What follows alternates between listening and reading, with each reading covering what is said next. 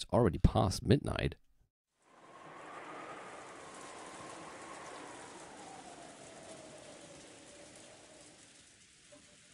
As usual, this year's family conference was getting bogged down.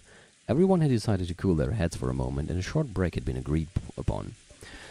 The four siblings could say whatever they wanted, but Natsuhi and Kiria, for example, were outsiders and found it difficult to speak freely in this sort of atmosphere. A conference where you aren't allowed to say what you want can be tiring even as you just sit there quietly. Even Kiria couldn't help letting out a deep sigh.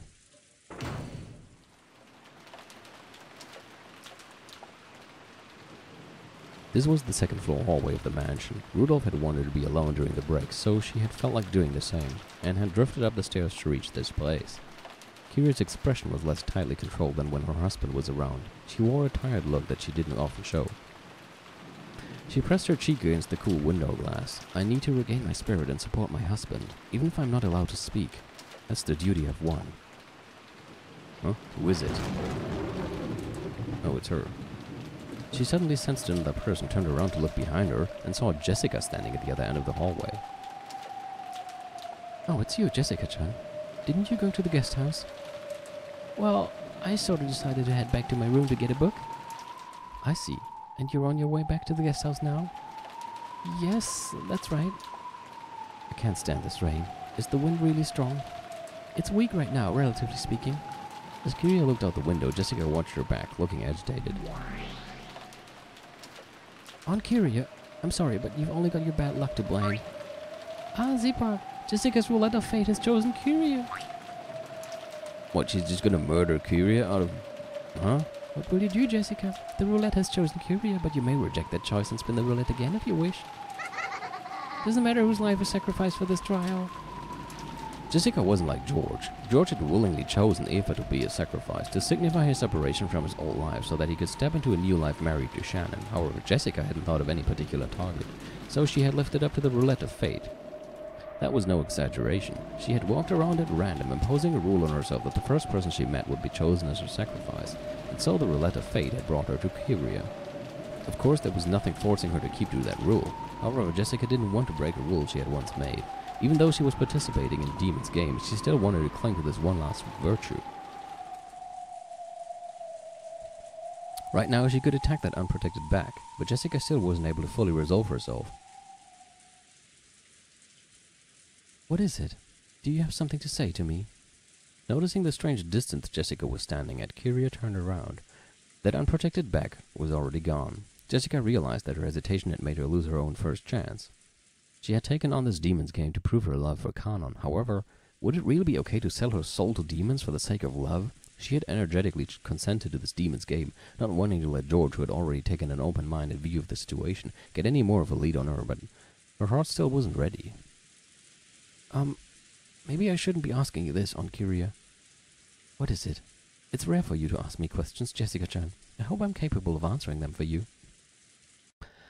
Actually, I have someone I like. Oh, really? That's wonderful. Then is it love you wanted to talk about? Yeah, pretty much. Very well. I'll help out if I can. Thank you very much. Actually, you just need to die. Is it still one-sided? No, I guess you could say that it's just become mutual. But, well, there's this trial for us to be joined together. A trial? Now, what could that be? There's the two of us and another pair of lovers, and we have to fight each other. You mean a love triangle? Or is it a square? Sounds complicated. And? Only the pair who wins can be together. It's something complicated like that. In other words, that sounds awful. A love where neither side can succeed unless they use the others as stepping stones. Yes, if we're joined, then they'll fall apart.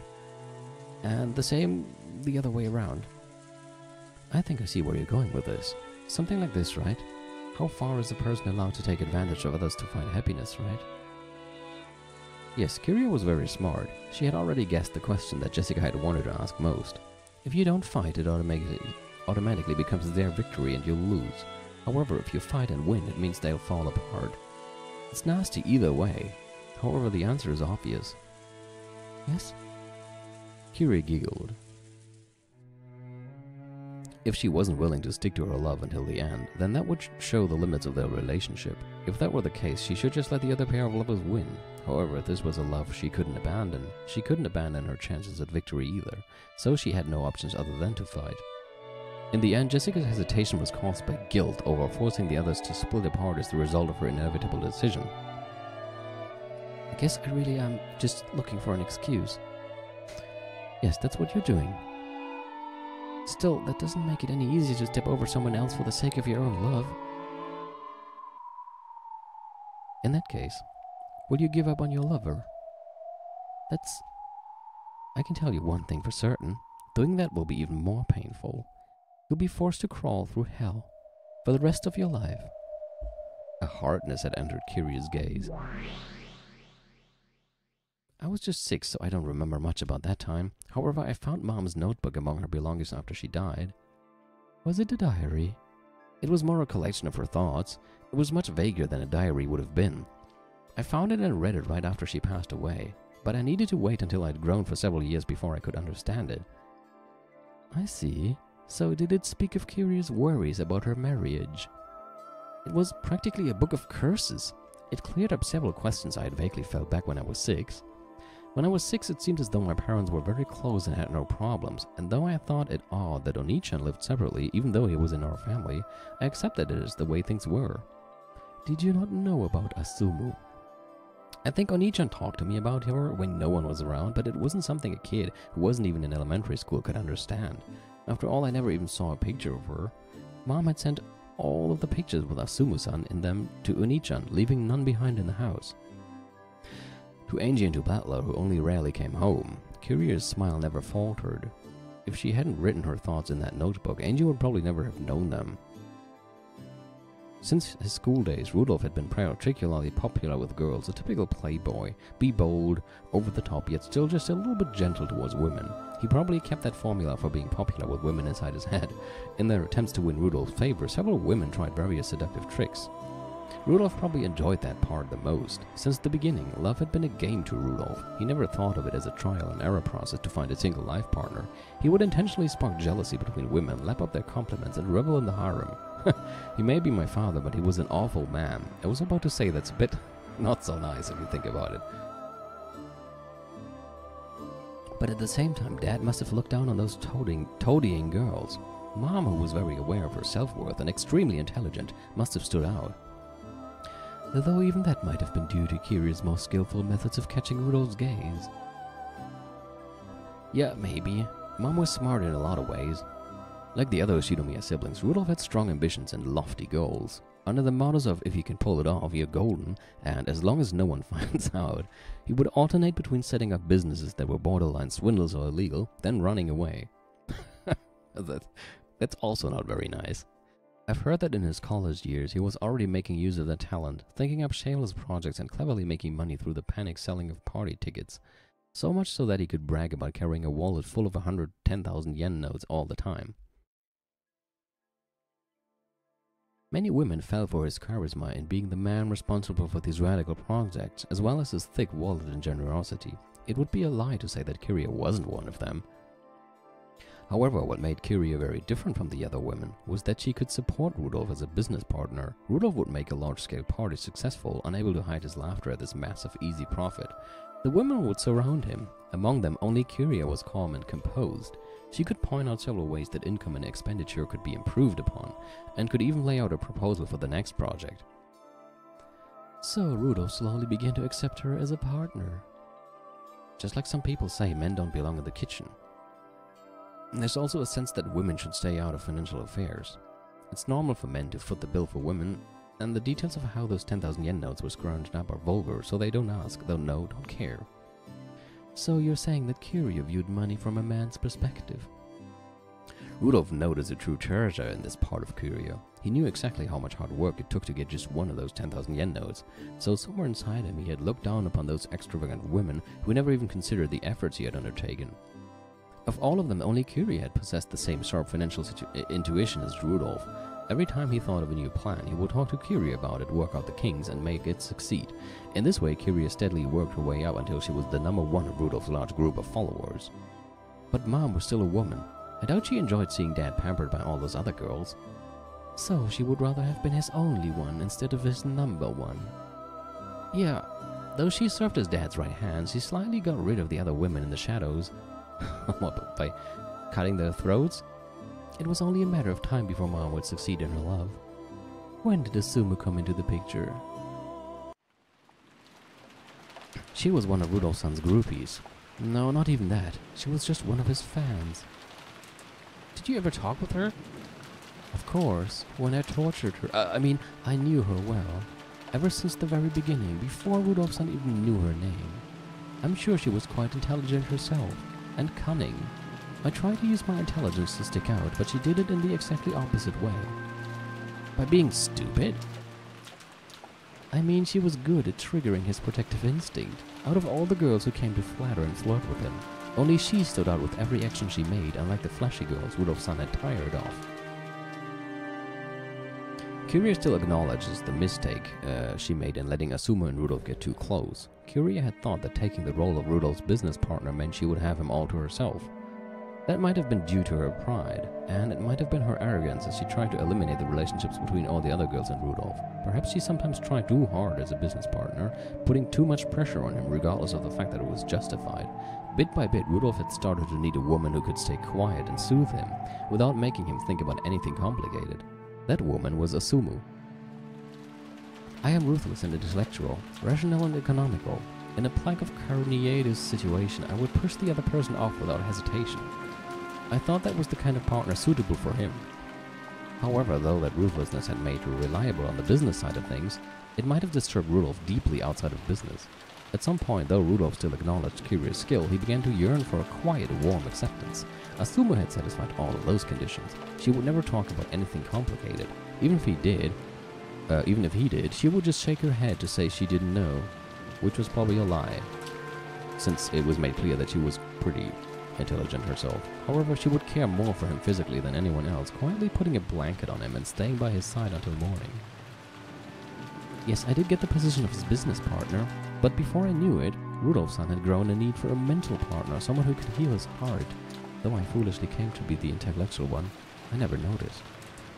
And then Uncle Rudolph married Aunt Asumu?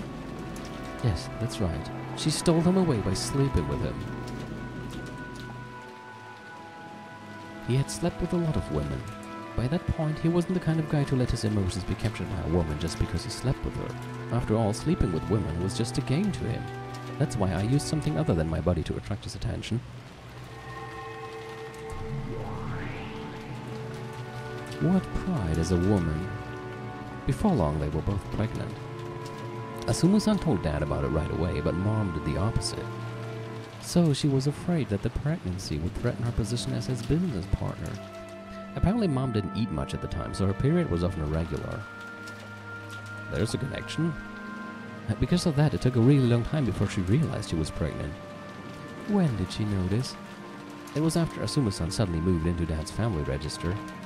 Mom learned about her pregnancy after that and plotted several times to split Asumu-san and Dad apart, but even though Asumu-san always acted like such an airhead, once she got her hands on Rudolph-san, she didn't let go. Why should I care? Please stay out of our way, she'd say. And this coming from that little girl who would curl up into a ball every time she got on a bus. At that point I realized she had been the truly cunning one. Yes, even her fear of vehicles was another lie, to catch Rudolph-san's sympathy.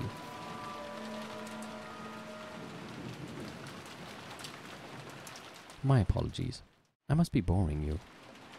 No, I'm just still wondering when you turn your back to me again, so I can, never mind. At the very least, I wanted him to acknowledge the child I would give birth to. It seems as though Rudolph-san was prepared to do that. He made sure there was a hospital waiting for me, and even though Asumu-san was close to giving birth herself, he gallantly came to see me. I wonder if we're actually gonna hear some more interesting things right now that might somehow explain more about the whole Battler wasn't born by Asumu thing. Even though she was already his wife.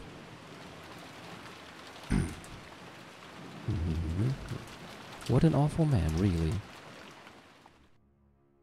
After that is a tale I can't bear even to tell. How did Asumu die? Have we ever heard of that?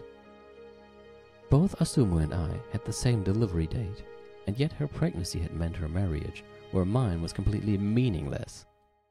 I swore to bring up my child well and have Rudolph-san acknowledge it. The fight between Asumu-san and me ended with my loss. However, I wasn't down for the count. If I could make my child excel far more than Asumu-san's, if I could make it fully acknowledged by Rudolph-san, I would be rewarded. That's what I believed. However, that child was a stillbirth. Yeah, Asumu-san gave birth to Oni-chan. But Mom didn't give birth to anyone. Yeah, but apparently that's not true either. Even Mom's final hope of being left to spot as Dad's second wife was destroyed. Kiri had fallen from being his partner to being his second wife, and then unable to give birth to the bond of a child, she tumbled down to being merely his mistress. I can't imagine how much she must have hated Asumu and that kid, Battler. And despite that, Mom was able to act in a very friendly way towards Oni-chan. It was definitely a shock for me to think that my gentle mother had held such negative emotions for Oni-chan and had managed to hide them. She must have despised Battler. Probably.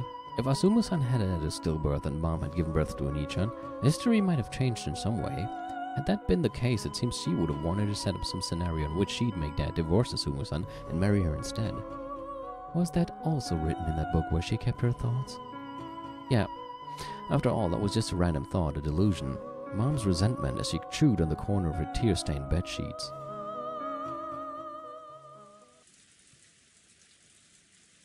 There's just one thing I regret. You mean the pregnancy? No. It's my arrogance I regret. Rudolph-san is mine now, so I'm completely safe. I'll never lose to that Asumu kid. When she was busy screaming her head off on buses and planes, I was capable of probably managing the arrangements and expenditures for them. And so I was overly confident that I was the one Rudolph-san trusted the most. They say love needs to be nurtured, right? Yeah, that's not wrong. The two of you need to water it, care for it, and nurture it. And in the end, it will finally bear the fruit called love. Did you know? Love doesn't end when it bears fruit. If you don't harvest it as well, the romance you started with will never amount to anything. Harvest it? You need to think about that yourself, Jessica-chan. If you make it bear fruit without harvesting it, it can sometimes grow rotten, and bugs will often gather around it. In fact, sometimes thieves will come by and pluck it off the branch. Young kids like you, Jessica-chan, think that love ends with nurturing. That is naive. If you don't harvest it, you will never be rewarded for your love. Harvest love? At a glance, it may seem to be a matter just between the pair of lovers, but that isn't true. Putting off the harvest because you assume you can do it at any time just gives thieves a chance. What if that fruit you've worked so hard to nurture gets pulled off the branch the next morning? You'll regret that you didn't choose to harvest it the previous day instead of complaining. That regret really hurts. It'll make you crawl through hell. I'm lucky.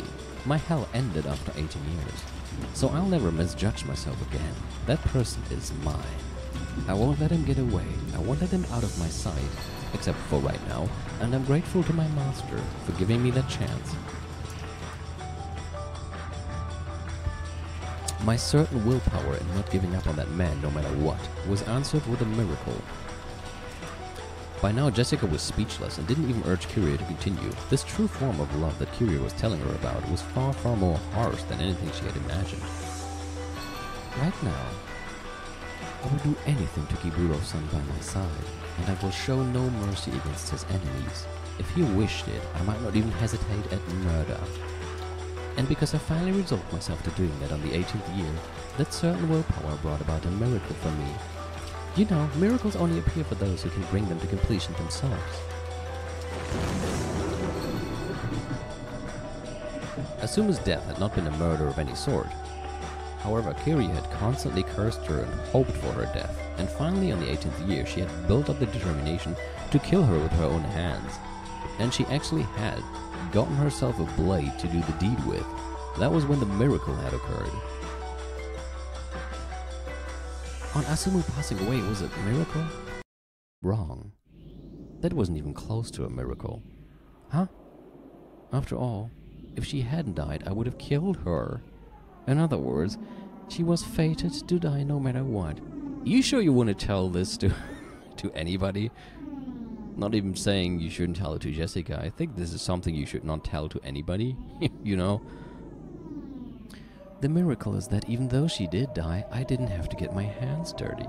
That's all. Until now, Kyria had never shown Jessica, no, she had never even shown Rudolph, that glint in the deepest depth of her eyes.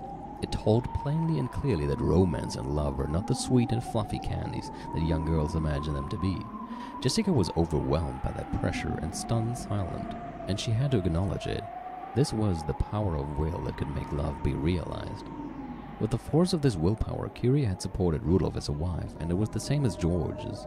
He had already developed and proven that he had the willpower to oppose all obstacles to love between different classes. Right now, Jessica could clearly understand. This was the magnitude of George's determination, which had allowed him to coldly carry out his part of the trial. Then, what about her? Did she really have the resolve to make her love with Kanon bear fruit, and to then harvest that fruit?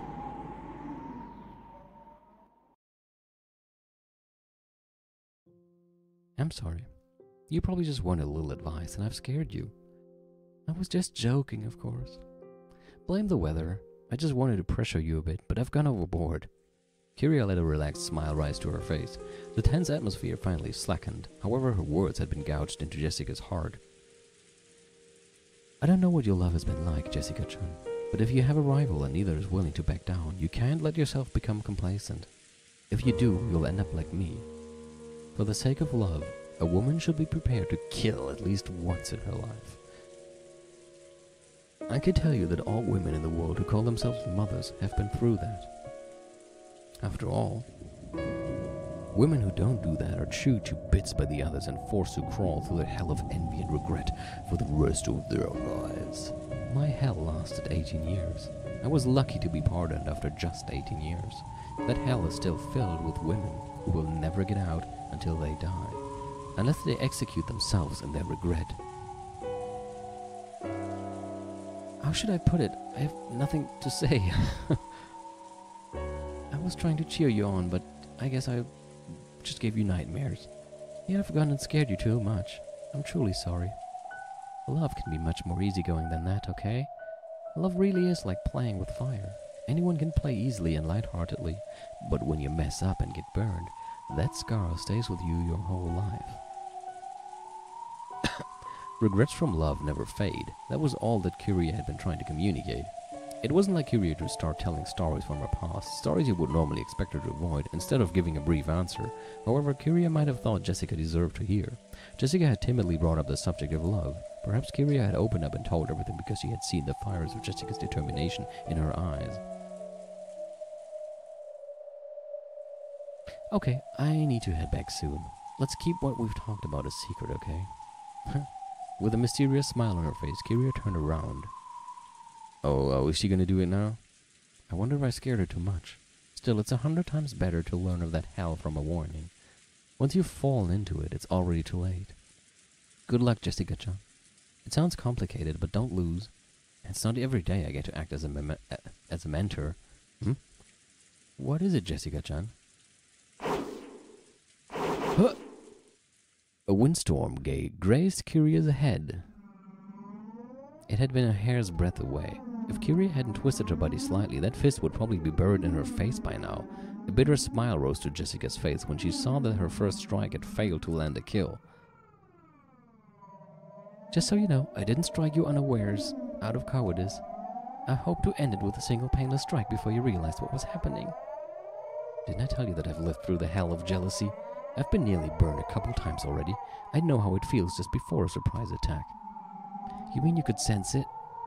That plus the lie you told in the beginning. A lie? I want to check something real quick.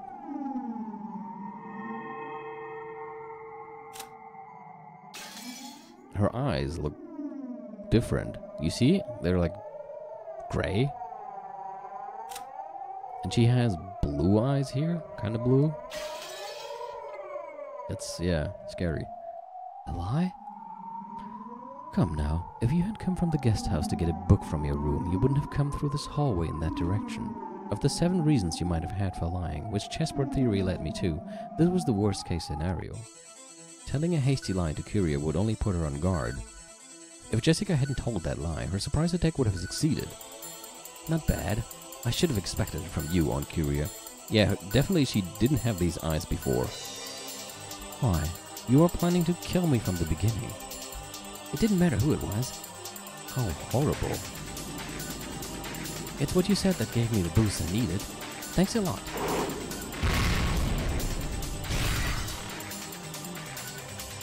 Those are her murder eyes. Yeah, I think pretty much are.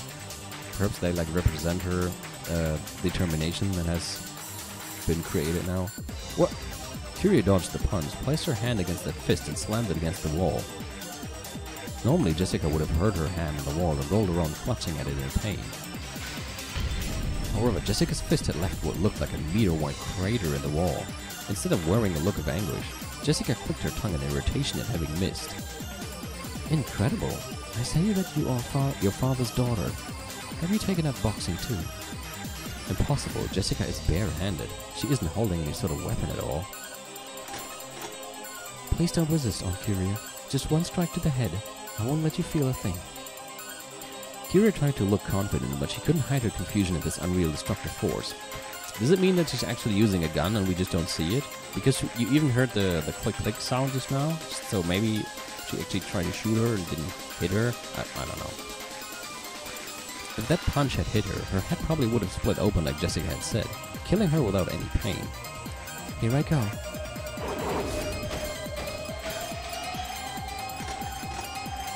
If Curia's kick off the ground and backward leap had been an instant slower, her gut would probably have been pulverized. Though she had avoided it by her hair, Jessica's left body blow was followed by a terrible burst of wind like an explosion which blew Curia back. Is this a dream? Am I still sleeping? I don't understand. This Jessica looked like the normal Jessica, but something was different. The eyes. It wasn't human and common sense didn't apply to it. This had to be some kind of nightmare. Curia slowly stood up. Then she looked at Jessica, noticed the several meters between them, and realized just how far the blast of wind had sent her flying. Feel free to hate me. However, just like you, I cannot back down. See, that was the noise again. I can't let my love end half-baked either. What are you talking about? And what are you saying? What on earth is going on? Someone tell me. The scene around Jessica seemed to bend like a heat wave. It seemed to be enshrouding her fists, and it seemed as though something like a red magic circle had appeared beneath her feet. Okay, I'm back. Sorry. So, back to this. The scene around Jessica seemed to bend like a heat wave. It seemed to be enshrouding her fists, and it seemed as though something like a red magic circle had appeared beneath her feet. It looked just like a western demon standing amidst the flames of hell. Flame upgrade. Mass upgrade. Armor piercing upgrade. Yeah, I think she's actually using a weapon here. Even though we're not shown. Each time Jessica muttered, her fists were surrounded by pulsating a sinister red light. Those fists, which were actually smoking, surely represented the iron hammers of hell wielded by demons. Goodbye, this is just a nightmare. Curia dashed away with lightning speed. Yes, right now, that was her best option. Fortunately, she was smart enough to realize that pinching her cheek wasn't the best way to wake up from this nightmare. Oh no.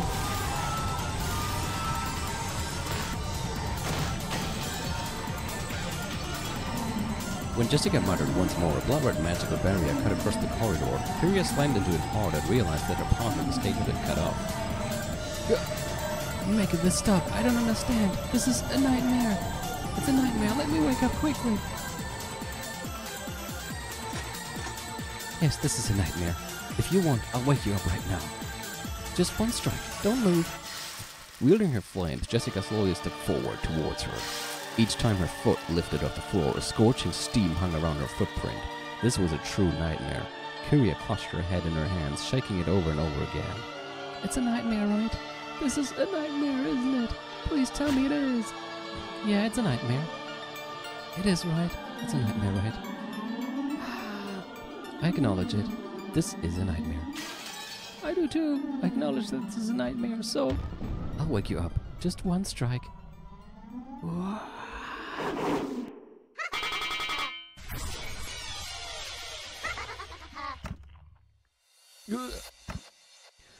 Jessica's neck was twisted at an odd angle. What?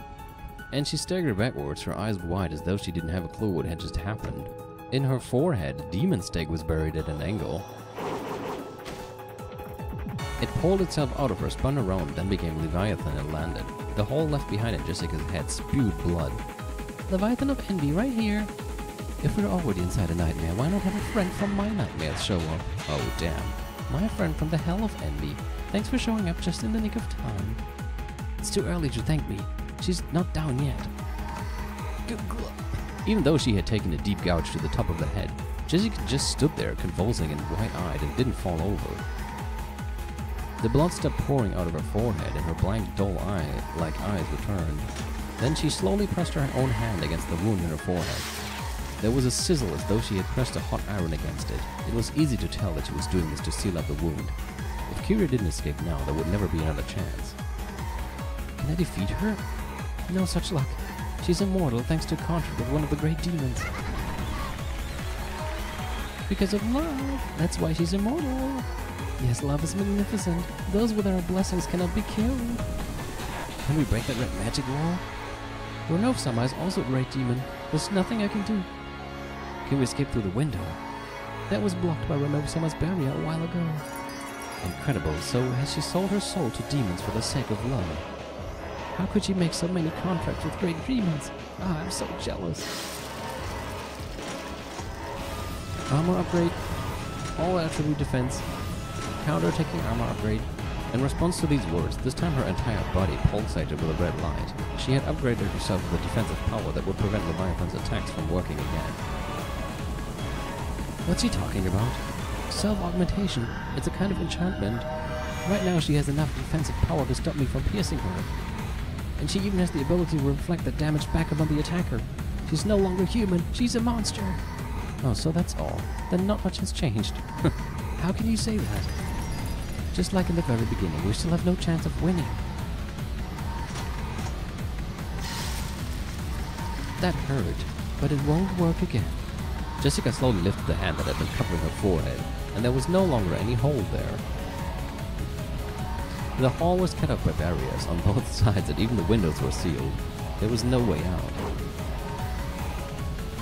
Is the door to this room sealed? No, it's just locked. But it's just a normal room. It does have a window, but that's already been sealed. In other words, it's a closed room and a coffin for us. A coffin is just what I need. Unlock it. Ah, I'm jealous. Why are you the only one who can unlock it? Leviathan's stake flew about at high speeds, ramming itself into the keyhole to that room. The tip of the stake had become a key. As soon as it was unlocked, the door flew open. Both of them fell into the room and quickly locked it. This was probably Klaus's study. Its soothing furnishings brought about a sense of nobility that Klaus would probably like. Even if you lock the door, she can just smash through it with one punch. You've just put the lid on your own coffin. However, if she wants to land a killing blow on us inside this coffin, she'll have to take the lid off first. With dim eyes, Jessica tilted her head upon hearing Kyria's words. What are you talking about? How will such a small room be able to protect you, Aunt Kyria? This room may be a closed room. It may leave us with no method of escape. However, even you can't break into this room. That's what a closed room is. What are you talking about? How does this tiny room, with its tiny door, make you think you can escape me? Jessica warily looked between her own burning fists and the door with a confused expression on her face. Then slowly she sent the pulsating red light to her fists. She repeatedly enchanted her fists to give them the destructive power for the killing blow. I'll smash this door to bits. If you think you can, give it a try. Kyria! After sealing the door and calmly saying those words, Kyria placed a single index finger on the door. Jessica slowly raised her fire-wreathed demon's fists.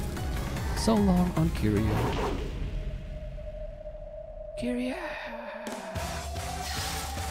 Oh. Jessica's fist slammed into the door in slow motion. It was like a decisive scene in the movie was being acted out. However, this was no act. Jessica's fists really were slowing down as though they were being sucked in, like a spoon sinks through a jar of honey.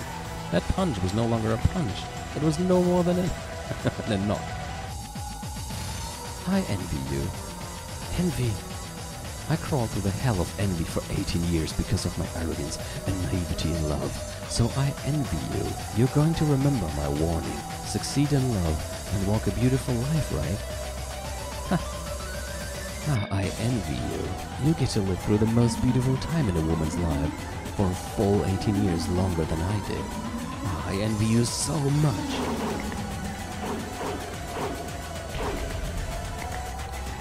Jessica tried to slam her fists against the door over and over again. However, as soon as her fist approached it, speed plummeted. She could barely knock, much less smash the door.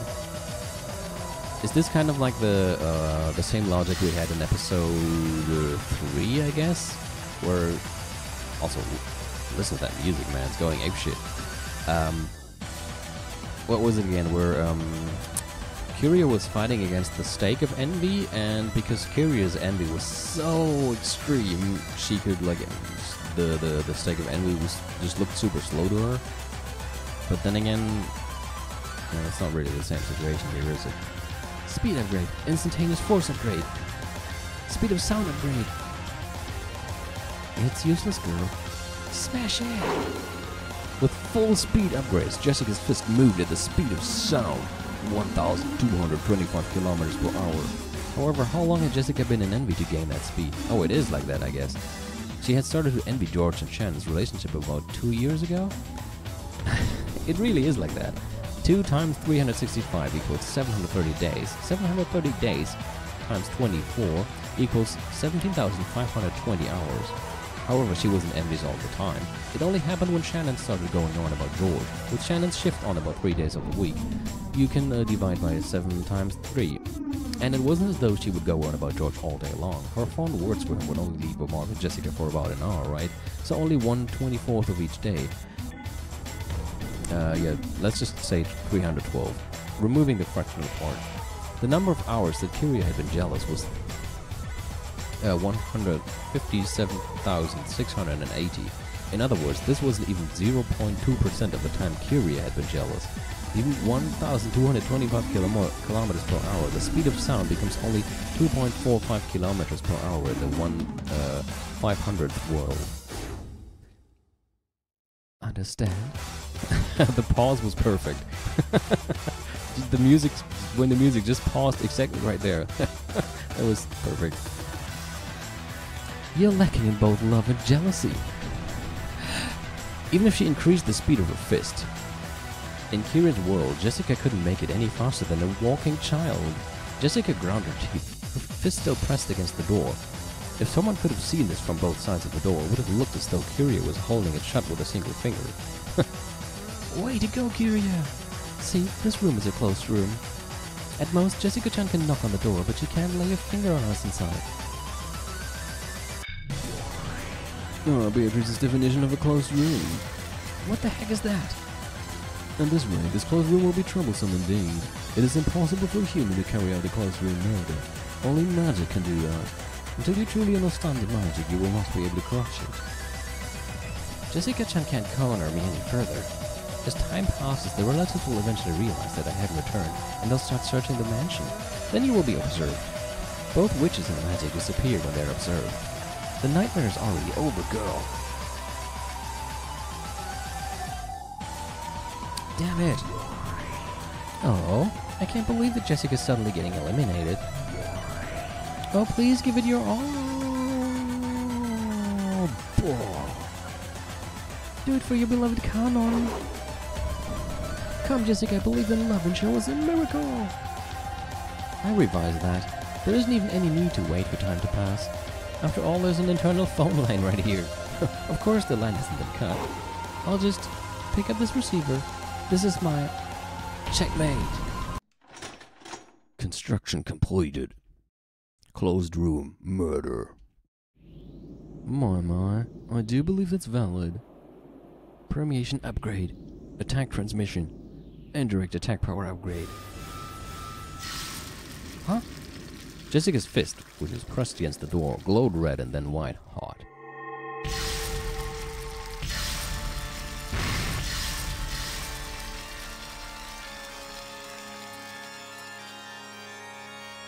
Jessica didn't even swing her fist, she just kept it pressed against the door. However, Jessica's murder extended within the closed room.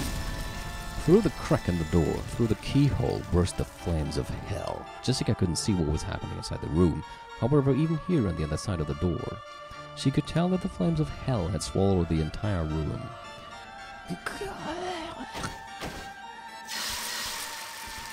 Kiria's smoldering death throes could be heard from across the door. Jessica clearly heard as Kiria danced a dance of death amidst the hellfire, fell to her knees and slumped over to the floor. Slowly, Jessica tore her burning fist away from the door. If you love the hell of envy so much, then burn. Burn in the flames of envy for all time. There are probably some things that can be learned from envy. However, it's nothing to be praised, and going through it is no one's duty. It seems you were too proud after all, Aunt Kiria.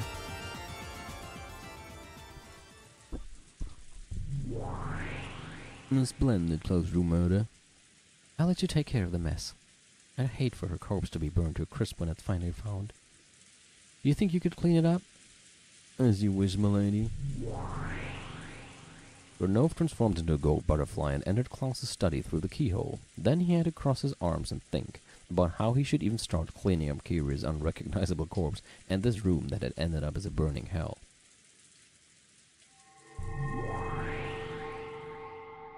Now she has her eyes back. Jessica finally let out the breath that she had been holding down in her chest. Her normal human glint finally returned to her eyes, and then she couldn't help but shudder at what she had done, even if it had been just a trial on the game board for the sake of her love. Is that good enough, demons? Yes, well done, Jessica. Your love is the real deal. George welcomed Jessica with a crisp applause. Beato timidly tried to join him, but Jessica yelled at her and she stopped. It's just something that happened on the game board. There's no need to look so sad about it. I know that logically. Oh, that was George. But still, how am I supposed to just accept it emotionally? Milady. Kanan-kun, I love you. I can't give up. That's why I've shown you how I feel. I didn't do something wrong, did I? I'm not wrong, am I? Whoa. Milady. As Jessica started to sob, Kanan held her quietly, and he realized that he would have to carry on the determination she had shown him. You didn't make any mistakes, and it also isn't a mistake to keep your human heart and be sad. I just happen to be a bit more of a stoic when it comes to that sort of thing. Not everyone can match up to George Summers' level. But in any event, you have completed your trial, milady. Well done. I admire the strength of your determination. I see. Both George and Jessica have splendidly succeeded just the same. Very impressive, Jessica. That closed-room murder just now was wonderful, enough to fascinate even a witch like myself. Jessica had used magic to kill Kiria, who had holed up inside a closed room. In that instant, Jessica had constructed the closed-room murder, had it acknowledged by the demon, and raised it to the level of magic. Your 2 trials have been completed. So then, who will take the next challenge? Will it be Beatrice somehow? No, it might be Shannon. What they have to do? No, this has to be Kanan's the time to shine. Come, speak up. Who's next? Who will take the next trial? No. What witch would hesitate at committing murder on the game board? Even shyness can kill love. Alright, who will carry out the next murder of love? The 3 who remained looked at each other. If none of the others raised their hands in the next few seconds, they would raise their own hand. All 3 thought this at the same time, so they all raised their hands at the same time. The ones they loved had already shown their determination. They had to carry on.